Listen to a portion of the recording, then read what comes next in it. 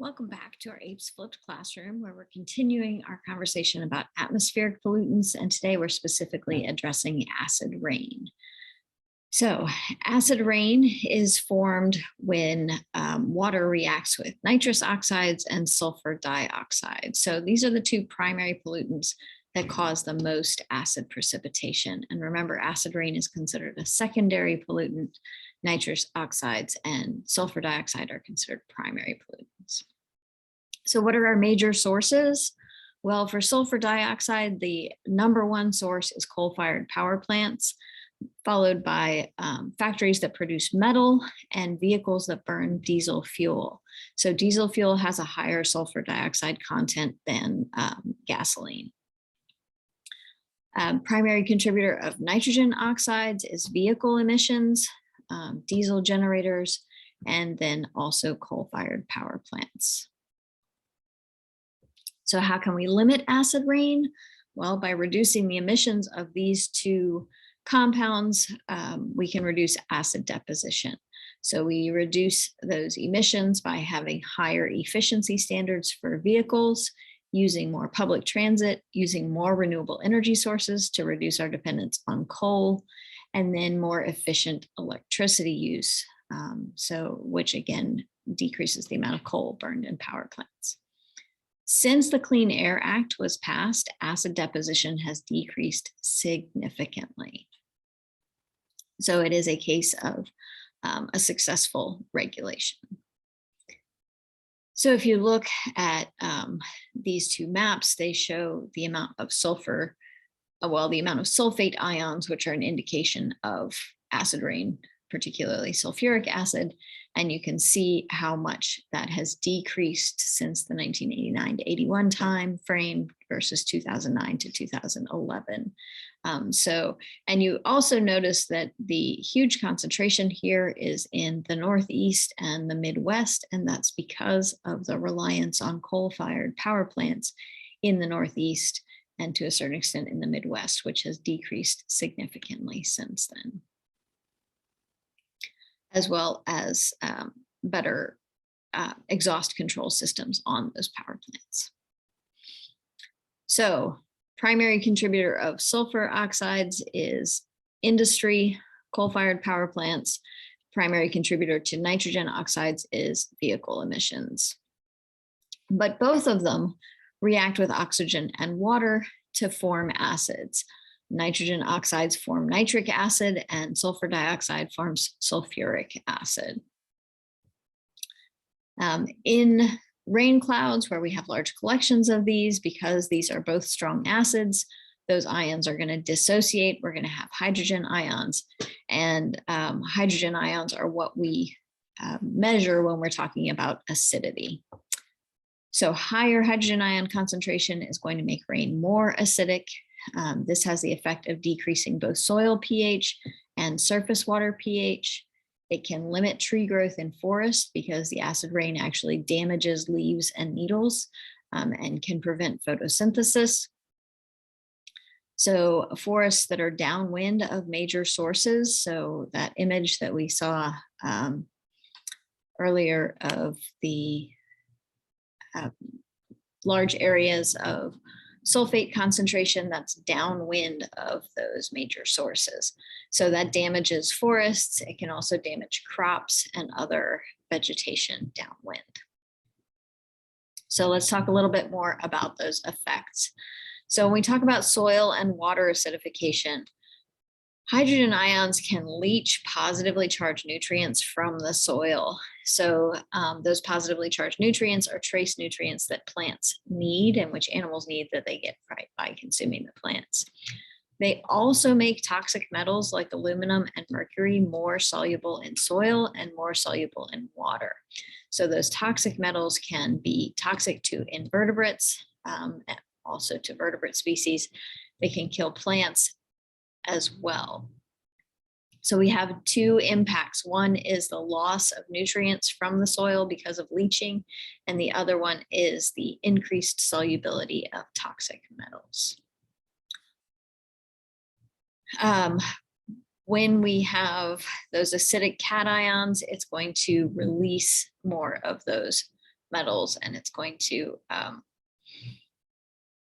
decrease our soil nutrient holding capacity.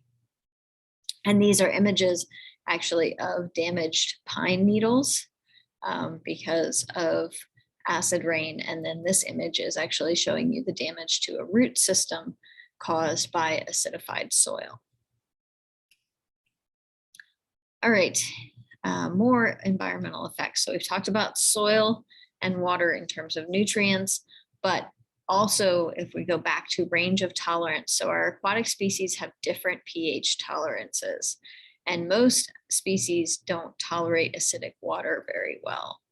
So you can see in this image that there are some fish that are okay down below a pH of 6, but most of our plants are bigger, some of our fish, and then what we consider our indicator species, our sensitive insects, plant and animal plankton, do not do well below a pH of 6. And remember, 7 is neutral. The farther we get from 7, the more acidic.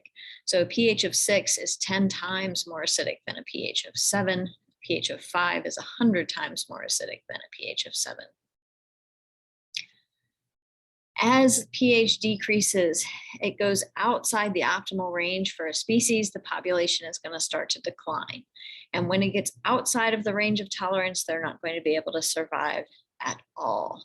And that's because of the increased solubility of those toxic metals, but it can also be because of the inability for their cells to do the osmosis that is necessary for them to survive. We have species that are more sensitive. We call those indicator species. We can use those to tell us about the conditions of an ecosystem.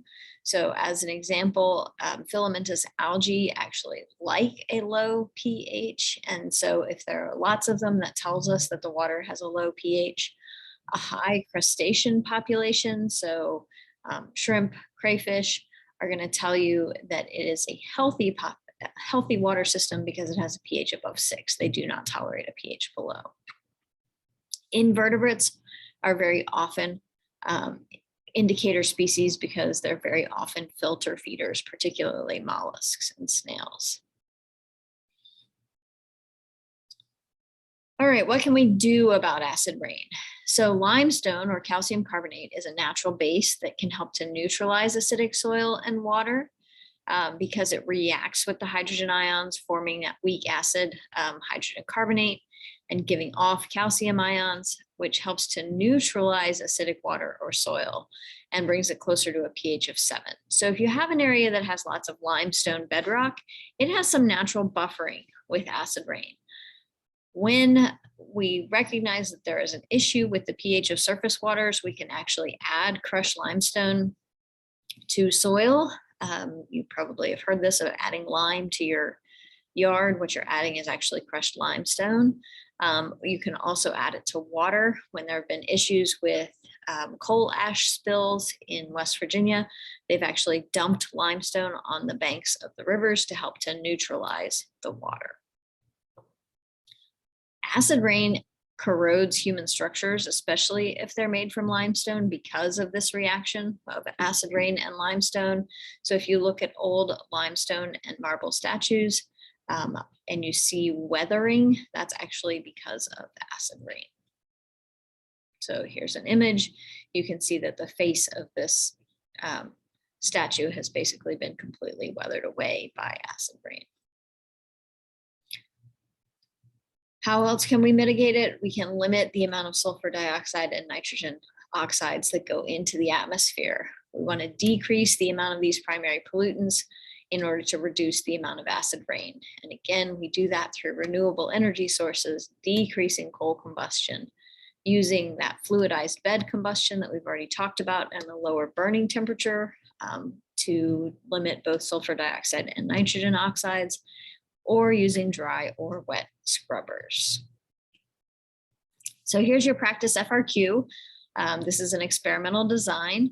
So our scientists want to examine how acid deposition impacts organisms such as isopods in the soil of temperate forests.